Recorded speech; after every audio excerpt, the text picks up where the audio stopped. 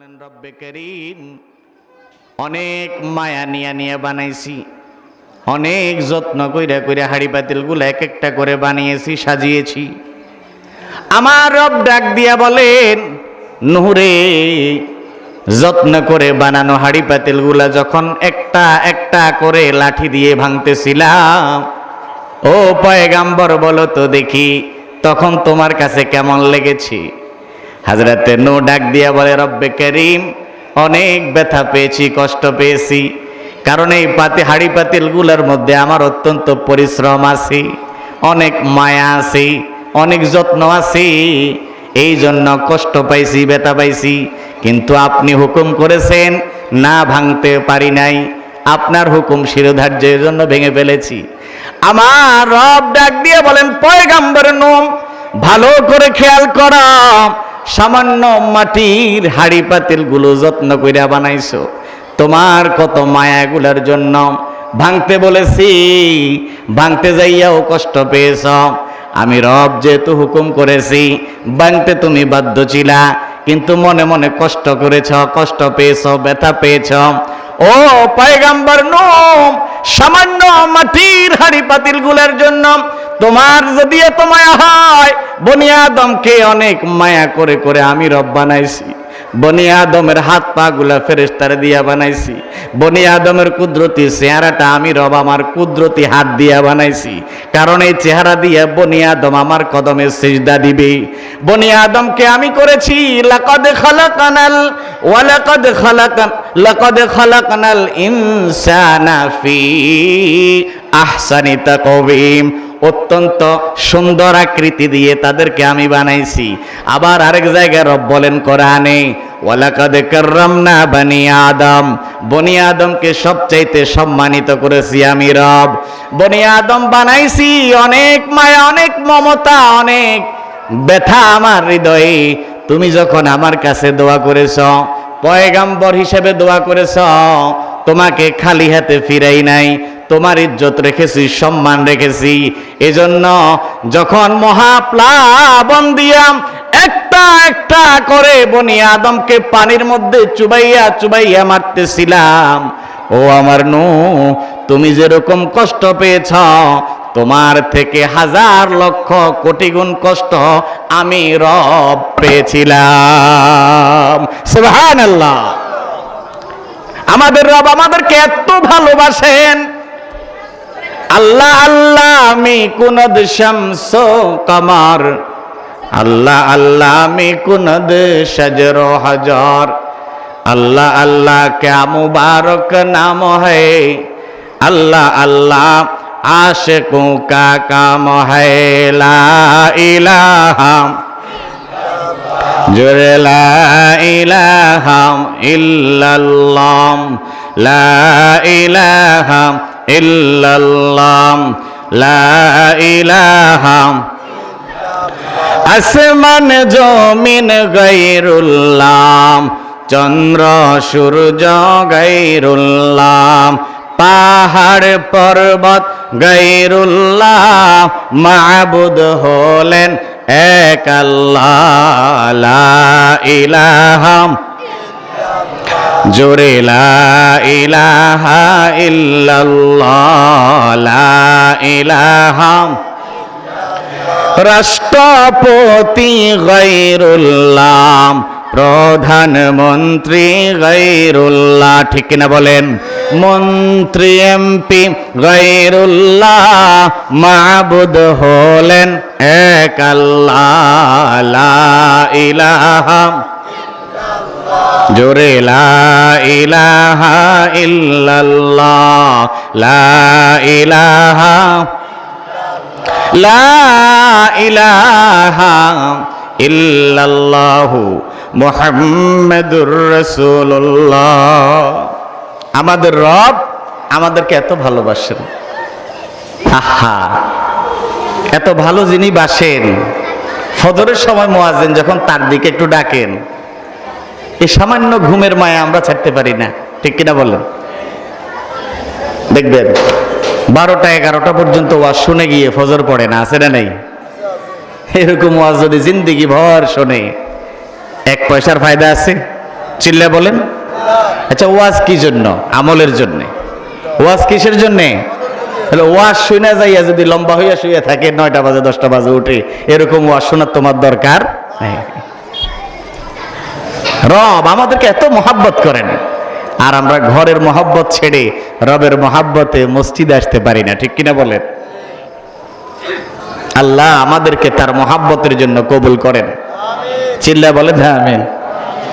আমি খুতবায় আপনাদের সামনে সূরা ইখলাস তেলাওয়াত করেছি। চেনেন না সবাই সূরাটা?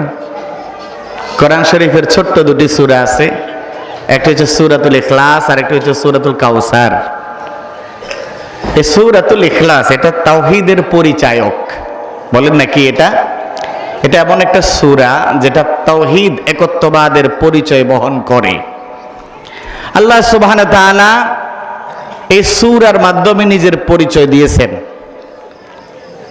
শানে নজুলের মধ্যে আসছে কাফেররা, বেঈমানরা আল্লাহর রাসূলের কাছে আল্লাহর পরিচয় জানতে চাইছিল।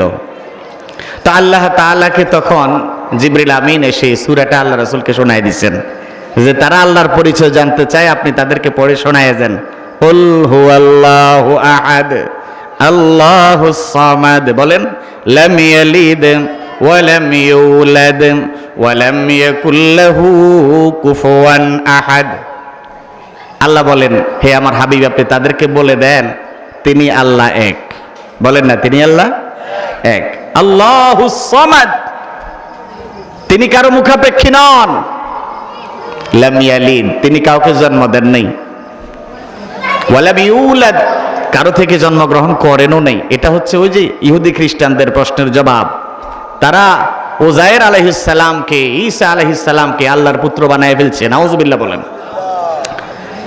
রব্বুল আলামিন পরিচয় ক্লিয়ার করে দিয়েছেন, লাম ইয়ালিদ, আল্লাহ তাআলা কাউকে জন্ম দেন না, আল্লাহর কোনো ছেলে সন্তান নাই।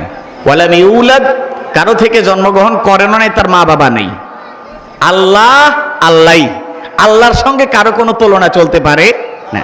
ওয়া লাম ইয়াকুল লাহু কুফুয়ান আহাদ, তার সমকক্ষ কেউ নাই।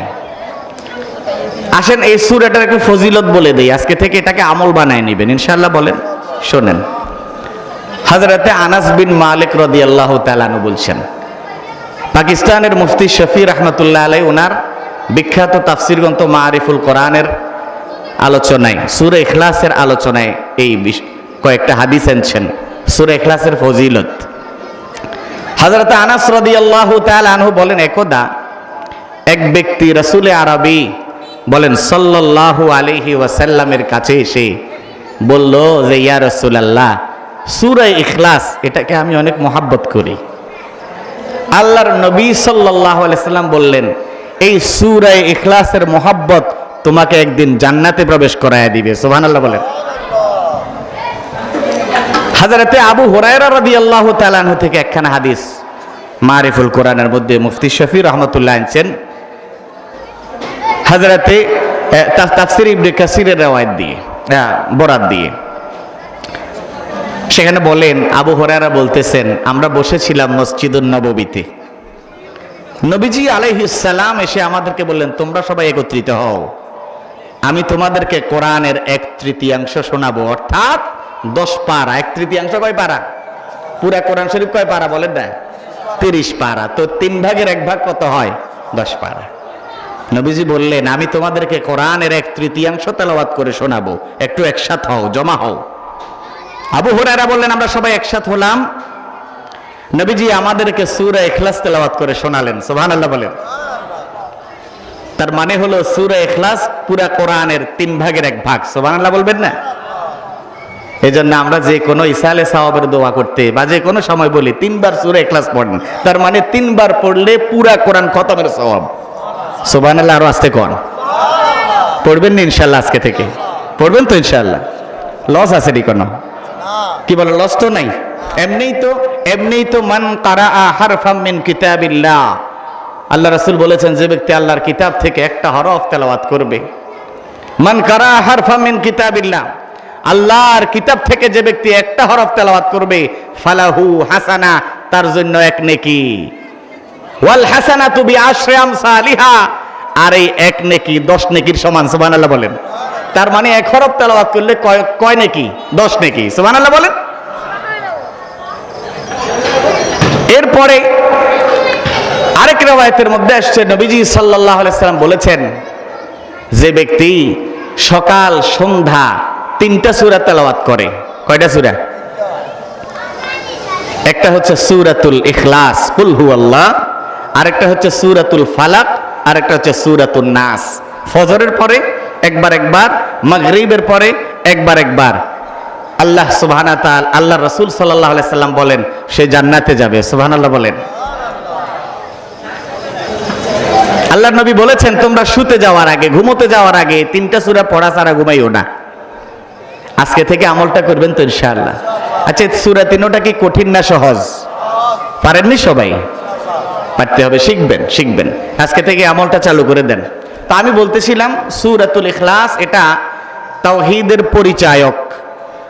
আল্লাহ সুবহানাহু ওয়া তাআলা কাফেরদের প্রশ্নের জবাবে নিজের পরিচয় দিয়েছেন রাসূলুল্লাহর মাধ্যমে, যে বেঈমানদেরকে বলে দেন রব তিনি এক, তার কোনো সমকক্ষ হতে পারে না, তার কোনো ছেলে মেয়ে থাকতে পারে না, তার স্ত্রী নাই, তার মা বাবা নাই, তিনি এক এবং একচ্ছত্র। ঠিক কিনা বলে আমার ভাইয়েরা? এটাকে বলে তাওহীদ, একত্ববাদ। আর আল্লাহর পক্ষ থেকে আল্লাহর পয়গম্বর মুহাম্মদুর রাসূলুল্লাহ সাল্লাল্লাহু আলাইহি সাল্লাম যে সকল বিষয় এনেছেন দুনিয়াবাসীর জন্য, দুনিয়াবাসীকে হেদায়েত দেওয়ার জন্য, এই সকল বিষয় সহ রাসূলুল্লাহকে রাসূল হিসেবে মেনে নেওয়া, এটাকে বলে রিসালাত। ঠিক কিনা বলেন? তাওহীদ আর রিসালাতের সমন্বয়, এটাকে বলে ঈমান। ঠিক কিনা? মুহতারাম হাজিরিন, আমি ঈমান নিয়ে আলোচনা করব।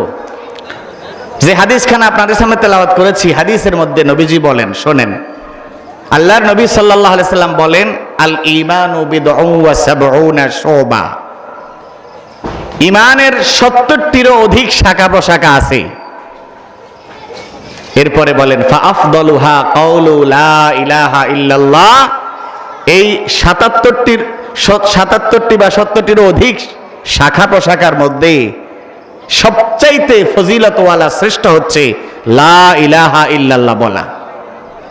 লা ইলাহা ইল্লাল্লাহর কত দাম! আমরা মনে করেছি ছোট্ট একটা বাক্য।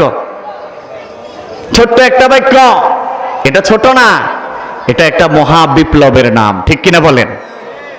এই লা ইলাহা ইল্লাল্লাহ একটা মানুষের জীবনের পুরা গতিপথ পাল্টে দেয়। ঠিক কিনা বলেন?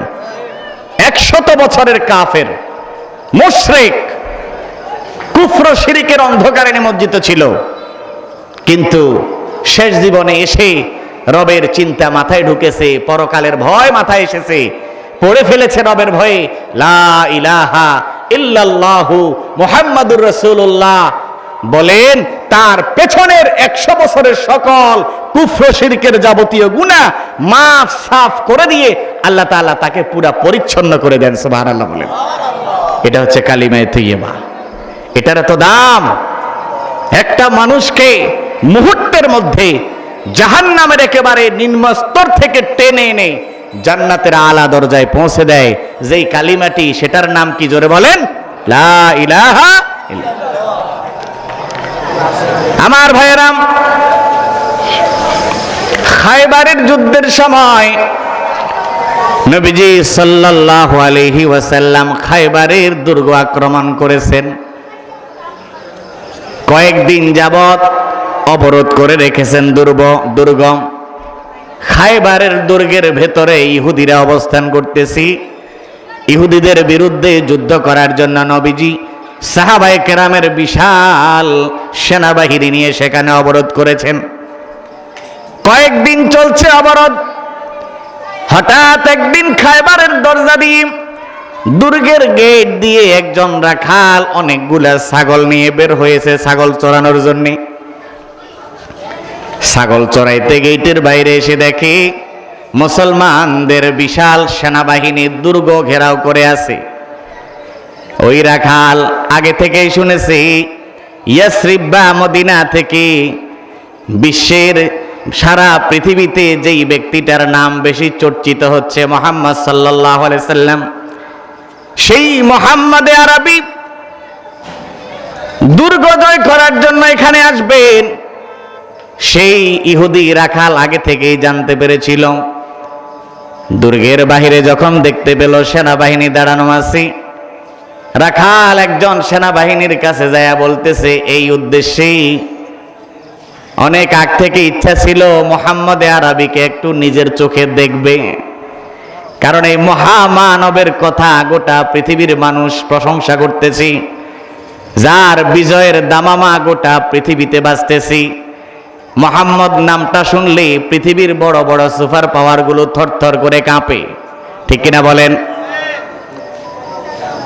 এই ইহুদি রাখাল সাহাবায়ে কেরামের কাছে গিয়ে বলতেছে, বলো তোমাদের নবী, তোমাদের ইয়াসরিবের বাদশাহ মুহাম্মদ সাল্লাল্লাহু আলাইহি সাল্লাম কি এখানে আসছেন? বলে হ্যাঁ আসছেন। তাইলে তার তাঁবুটা কোন দিকে আমার একটু দেখায় দাও।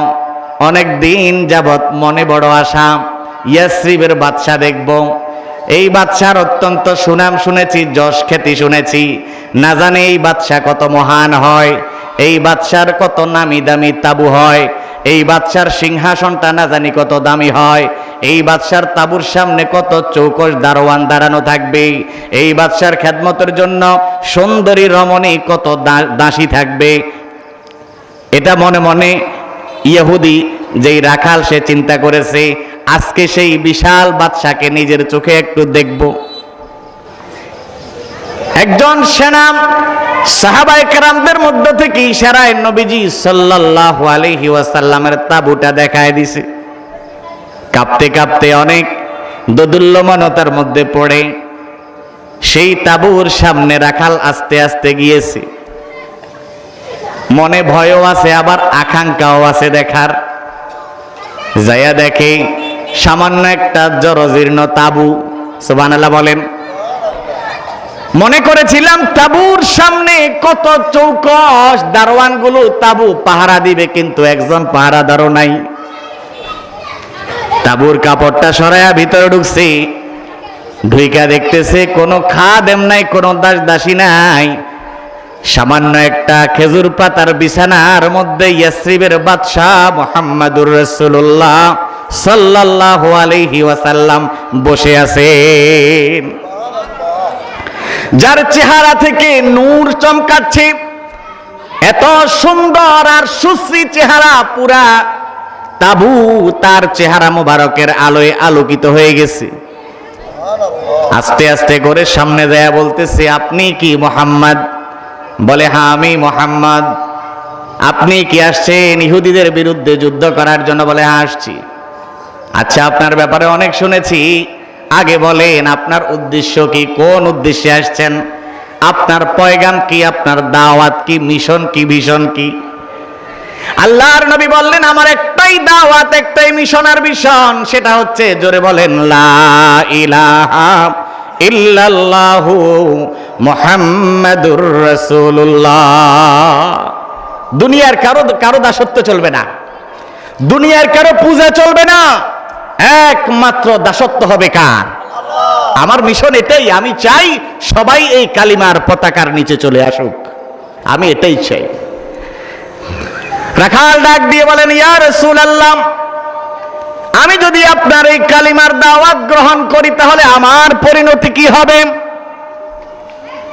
মুহাম্মদ আরবি ডাক দিয়া বললেন, রাখাল রে, তুমি যদি এই কালিমাটা পড়ো মুসলমান হয়ে যাইবা। ডাক দিয়া বলেন, মুসলমান হলে কি হবে আমার? বলে, তুমি যদি মুসলমান হয়ে যাও তাহলে আমি মুহাম্মাদুর রাসূলুল্লাহ আমার বুকের সঙ্গে তোমাকে জড়াইয়া ধরবো ভাই হিসেবে। সুবহানাল্লাহ। রাখাল আশ্চর্য হয়ে গেছে, কি আজীব ব্যাপার! যেই বাদশার সুনাম পৃথিবীব্যাপী ছড়ায় পড়েছে, যার ভয়ে কিসরা কায়সারের সম্রাটটা পর্যন্ত থরথর করে কাঁপে, ঠিক কিনা বলেন? রোম পারস্যের সম্রাটরা পর্যন্ত যার ভয়ে থরথর করে কাঁপে, সেই বাদশা নাকি আমারে তার বুকের সঙ্গে জড়ায় ধরবেন, তাও আমার মতো একজন নগণ্য গোলামকে। আশ্চর্য হয়ে গেছে, কি বলেন আপনি? আসলেই আপনি এই কালিমা আমি গ্রহণ করলে আমাকে বুকের সঙ্গে জড়ায় ধরবেন? বলে হ্যাঁ, অবশ্যই ধরব। আল্লাহর নবী ডাক দিয়ে বলেন, রাখাল কান পেতে শোনা, যদি এই কালিমা গ্রহণ করো, শুধু আমি মুহাম্মদ তোমাকে বুকের সঙ্গে জড়াইয়া ধরব না, আমার শত শত হাজার হাজার সেনাবাহিনী দেখতেছ, প্রত্যেকটা সেনাবাহিনী তারা তোমাকে নিজের ভাই হিসেবে বুকের সঙ্গে জড়ায় নেবে। তুমি যদি এই কালিমা গ্রহণ করো, আমার এই সমস্ত সেনাবাহিনীরা যত সুযোগ সুবিধা ভোগ করে তুমিও তত সুযোগ সুবিধা ভোগ করবা। সমাজে তাদের যেই মর্যাদা তোমারও একই মর্যাদা হবে। গোলাম তো আশ্চর্য হয়ে গেছে, কারণ কাফেরদের সমাজে গোলামকে নিকৃষ্ট চোখে দেখা হতো, ঠিক কিনা বলেন? গোলামকে মানুষ মনে করা হতো না, মানুষ মনে করা হতো না। গোলামের সঙ্গে পশুর চেয়েও নিকৃষ্ট আচরণ করা হতো, ঠিক কিনা বলেন? কাফের এই রাখাল আশ্চর্য হয়ে গেছে। আল্লাহর নবী যখন বলেছেন তোমাকে শুধু আমি না, আমার সকল সেনাবাহিনী বুকে জড়ায় নেবে, একবার যদি কালেমাটা পড়ে না, আচ্ছা আমার মতো গোলামকেও আপনি ভাই বানাবেন, বুকের সঙ্গে জড়ায় ধরবেন? মুহাম্মদ, আপনি কি আমার সঙ্গে ঠাট্টা করছেন? আপনি আমার সঙ্গে মজা করতেছেন? বিশ্বাস হচ্ছে না তো, কারণ সে যেই সমাজে জন্ম হয়েছে, লালিত পালিত হয়েছে, ওই সমাজ তাকে মানুষ হিসাবে স্বীকৃতি দেয় নাই, ঠিক কিনা বলেন? আল্লাহর নবী বলেন, অবশ্যই তুমি আমাদের ভাই হয়ে যাইবা, ভাই, সবার মতো সমান অধিকার পাইবা। কারণ আমি এমন এক দিন ইসলামের দাওয়াত নিয়ে দুনিয়াতে এসেছি, যেই জীবন ব্যবস্থার, যেই দিনের মধ্যে রাজা আর প্রজার কোনো তারতম্য থাকে না, উঁচু আর নিচুর কোনো তারতম্য থাকে না, কালো আর সাদার কোনো তারতম্য থাকে না, ঠিক কিনা বলেন? কোনো বংশের তফাৎ থাকে না, কোনো টাকা পয়সার আমিত্ব, টাকা পয়সার ব্যাপারে গরম দেখায় যারা, তাদের কোনো এত বেশি উচ্ছৃঙ্খলতা, এত বেশি ক্ষমতার, এটার প্রাধান্যতা আমার এই ধর্মের মধ্যে নাই। সবাই সমান সুযোগ সুবিধা পাবে। সুবহানাল্লাহ বলেন। আমার ভাইরা, রাখাল খুশি হয়ে গেছে। এবার বলতেছে, যদি তাই হয় ইয়া রাসূলুল্লাহ, যদি তাই হয় তাহলে আমাকে পড়ায় দেন লা ইলাহা ইল্লাল্লাহু মুহাম্মাদুর রাসূলুল্লাহ। আল্লাহর হাবিবের চরিত্র মাধুরী দেখে, আল্লাহর হাবিবের এই সুন্দর সুশ্রী চেহারা দেখে, এই মমতাপূর্ণ বক্তব্য শুনে রাখালের হৃদয় বিগলিত হয়ে গেছে, সাথে সাথে কালিমা পড়ে মুসলমান হয়ে গেছে। আমাদের সেই নবীকে নিয়ে আজকে কত ব্যঙ্গাত্ব করা হয়, ঠিক কিনা বলেন? আমাদের সেই নবীর চরিত্র নিয়ে আজকে নাস্তিক বেঈমানরা দিনের পর দিন ব্যঙ্গ বিদ্রুপ করতেছে, ঠিক কিনা বলেন? আমরা ঘুমানো যাবে না, সজাগ থাকতে হবে।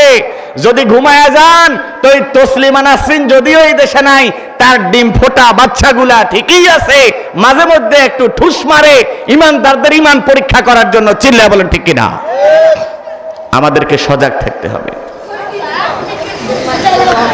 আমার ভাইয়েরাম, রাখাল ডাক দিয়ে বলতেছি, ইয়া রাসূলুল্লাহ, কালিমা তো বললাম, ঈমান আনলাম, এবার বলেন আমার উপর শরীয়তের দায়িত্ব কি? আল্লাহর নবী বলেন, রাখাল রে, মুসলমান হইছো, জিহাদের ময়দানে আছো, এমন সময় নামাজের কোনো ওয়াক্ত হয় নাই যে তোমারে নামাজ পড়ার জন্য বলবো, রমজান মাসও না যে তোমাকে রোজা রাখার জন্য বলবো, কোরবানির সময়ও না যে তোমাকে কোরবানি করার জন্য বলবো। তবে একটা ইবাদত এই মুহূর্তে খায়বারের জমিনে চলতেছিল, সেই ইবাদতটা হলো জিহাদ ফি সাবিলিল্লাহ। আল্লাহু আকবার। জিহাদ ফি সাবিলিল্লাহর ইবাদত চলছে খায়বারের ময়দানে। ও রাখাল, জিহাদে শামিল হয়ে যাও, জিহাদে শামিল হয়ে যাও। এই মুহূর্তে তোমার জন্য সর্বশ্রেষ্ঠ ইবাদত হচ্ছে আল্লাহর রাস্তায় কাফেরদের বিরুদ্ধে যুদ্ধ করা। এই জিহাদ শব্দটা শুনলেও কতজনের গা চুলকায়, ঠিক কিনা বলে? যারা জিহাদ পন্থী, জিহাদের পক্ষে বক্তব্য দেয়, তাদেরকে বলে জঙ্গি। আছে না নাই? আছে না নাই? সত্যের পক্ষে গান গাই বলে আমি বিদ্রোহী, সত্যের পথে ডাকি বলে আমি বিপ্লবী, সত্যের পক্ষে গান গাই বলে আমি বিদ্রোহী, সত্যের পথে ডাকি বলে আমি বিপ্লবী। কোরআনের কথা বলি তাই বলে আমাকে মৌলবাদী, ঠিক কি না? কোরআনের কথা বলি তাই বলে আমাকে মৌলবাদী, জেহাদের কথা বলি তাই বলে আমাকে জঙ্গিবাদী, ঠিক কিনা বলেন? আমি বিদ্রোহী বিপ্লবী মৌলবাদী, কেন জঙ্গিবাদী? বিদ্রোহী বিপ্লবী মৌলবাদী, কেন জঙ্গিবাদী? সত্যের পক্ষে গান গাই বলে আমি বিদ্রোহী, সত্যের পথে ডাকি বলে আমি বিপ্লবী। কোরআনের কথা বলি তাই বলে আমাকে মৌলবাদী, কোরআনের কথা বলি তাই বলে আমাকে মৌলবাদী, জেহাদের কথা বলি তাই বলে আমাকে জঙ্গিবাদী। আমি বিদ্রোহী বিপ্লবী মৌলবাদী, কেন জঙ্গিবাদী? বিদ্রোহী বিপ্লবী মৌলবাদী, কেন জঙ্গিবাদী?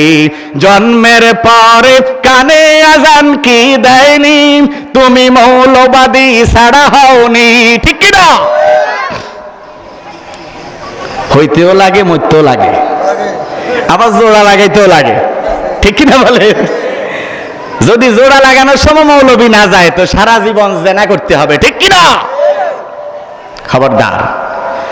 জন্মের পরে কানে আজান কি দেয়নি, তুমি মৌলবাদী ছাড়া হওনি, তবে মরণের পরে জানাজা পড়াবে, ঠিক করছেন না? তবে মরণের পরে জানাজা পড়াবে, তখন কোথায় পালিয়ে যাবি? বিদ্রোহী বিপ্লবী মৌলবাদী, কেন জঙ্গিবাদী? বিদ্রোহী বিপ্লবী মৌলবাদী, কেন জঙ্গিবাদী? বেহায়া নারীর এই কেমন কথা, ইসলাম মানে ওদের মাথা ব্যথা, ঠিক কিনা? বেহায়া নারীর এই কেমন কথা, ইসলাম মানে ওদের মাথা ব্যথা। বেহায়া নারীর এই কেমন কথা, ইসলাম মানে ওদের মাথা ব্যথা। পর্দার কথা যদি বলি, তবে পর্দার কথা যদি বলি, তখন বলে ফতোয়াবাজি। বিদ্রোহী বিপ্লবী মৌলবাদী, কেন জঙ্গিবাদী? বিদ্রোহী বিপ্লবী মৌলবাদী, কেন জঙ্গিবাদী? সত্যের পক্ষে গান গাই বলে আমি বিদ্রোহী, সত্যের পথে ডাকি বলে আমি বিপ্লবী। কোরআনের কথা বলি তাই বলে আমাকে মৌলবাদী, কোরআনের কথা বলি তাই বলে আমাকে মৌলবাদী, জেহাদের কথা বলি তাই বলে আমাকে জঙ্গিবাদী। আমি বিদ্রোহী বিপ্লবী মৌলবাদী, কেন জঙ্গিবাদী? লা ইলাহা